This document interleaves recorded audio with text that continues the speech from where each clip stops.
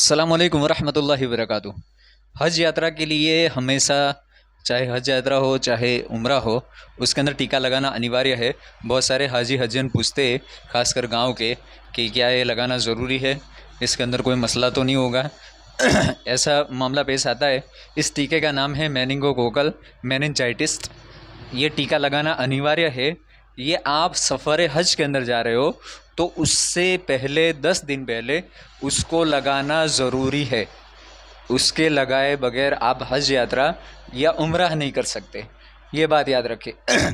ये इसलिए कंपलसरी है कि सऊदी अरब के अंदर 1987-88 के अंदर और 2002, 2001, 2002 के अंदर कोई ऐसी बीमारी वहाँ पर फैली थी जिसकी वजह से सऊदी अरब गवर्नमेंट ने ये वैक्सीनेशन निकाला।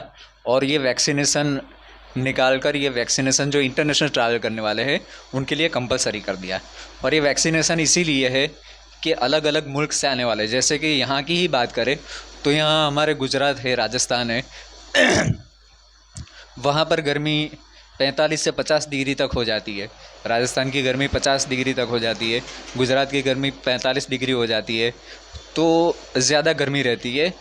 और दूसरी जगह हम बात करें तो हिमाचल प्रदेश है और जम्मू एंड कश्मीर है, वहाँ पर इतनी गर्मी नहीं रहती, वहाँ मौसम ठंड वाला रहता है।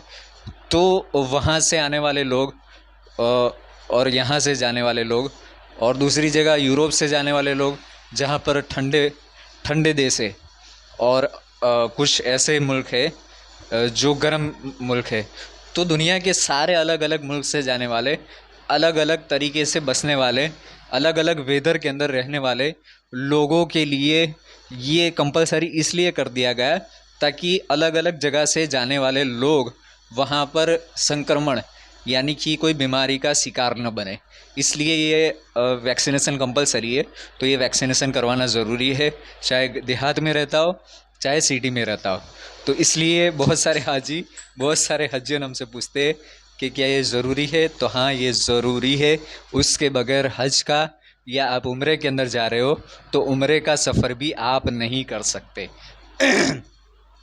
इसलिए अपने इलाके के अंदर, अपने डिस्ट्रिक्ट के अंदर, अपने ज़िले के अंदर अगर ये कैंप शुरू हो रहे हैं, बहुत सारी जगह ये कैंप शुरू हो गए, तो वहाँ पर ये अपना वैक्सीनेशन करवा ले और साथ के अंदर सर्टिफिकेट भी ले ले, ताकि ये सर्टिफिकेट वहाँ पर ले जाना ज़रूरी है।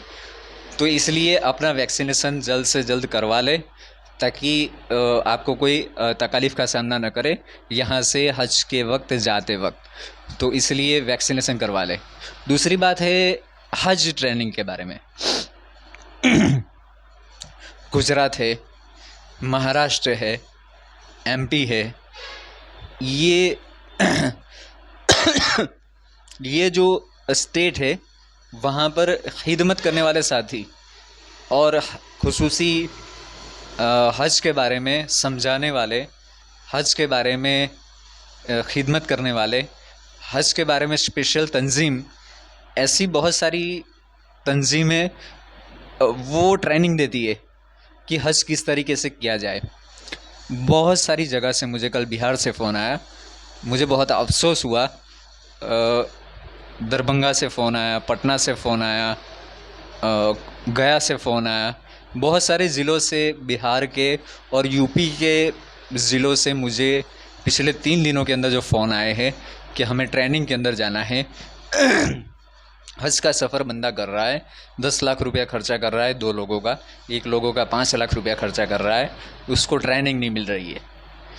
तो वहाँ की तंजीमें अगर ऐसा कोई ट्रेनिंग, ऐसा कोई प्रोग्राम कर रही है और मेरी बात उन तक पहुँच रही है, तो लोगों तक ऐसी बातें पहुँचाए, वैसे ही न कर दे कि सपोज़ लखनऊ के अंदर कोई कैंप हो रहा है तो लखनऊ के सारे लोगों को 2 दिन पहले उसकी व्हाट्सएप के ऊपर और सोशल मीडिया के ऊपर बहुत सारी, ढेर सारी दावत पहुंचाए ताकि हर एक को उसका मौका मिल जाए। सपोज़ समझ लो कि दूसरे कोई डिस्ट्रिक्ट से 100 किलोमीटर के अंदर वो ट्रेनिंग के लिए आ रहा है तो उसके लिए फ़ायदा हो जाए।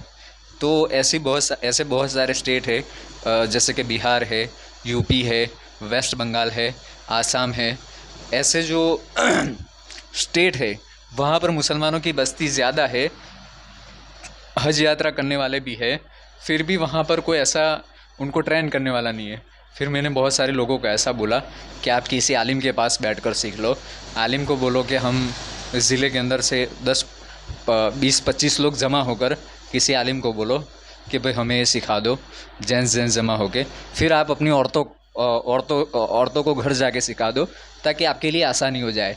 मैंने बहुत सारे लोगों को इस तरीके से भी समझाया कि आपके साथ जितने लोग जाने वाले हैं, ऐसे लोगों को ढूंढो अपने ज़िले से, और फिर एक जगह जमा हो और किसी आलिम को जो हज के बारे में जानकारी रखता हो उसको मिलो।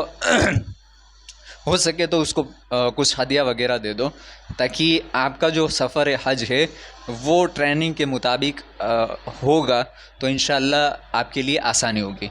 तो इसलिए ऐसी जगह के ऊपर जहाँ पर ट्रेनिंग नहीं पहुँच रही है, वहाँ पर अगर कोई ऐसा बंदा है तो वहाँ पर वो बंदा खुद हाजियों को ढूंढ कर अगर हज के बारे में जानता हो तो ऐसे हाजियों को ट्रेनिंग ज़रूर दे।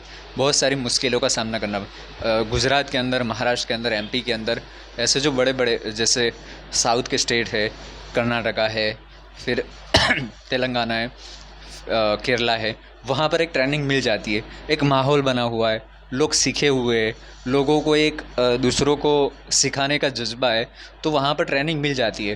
पर ऐसे जो बड़े बड़े 4-5 स्टेट मैंने बताए, वहाँ पर ट्रेनिंग नहीं मिलती, लोग सीखे हुए नहीं हैं। दूसरी बात कि कोई सीखा हुआ है तो उसको सिखाने का जज्बा नहीं है। तो अल्लाह करे ऐसे लोगों तक ट्रेनिंग पहुँच जाए, ताकि वो लोग सफ़र हज आसान कर दे। अस्सलामु अलैकुम वरहमतुल्लाहि वबरकातुहू।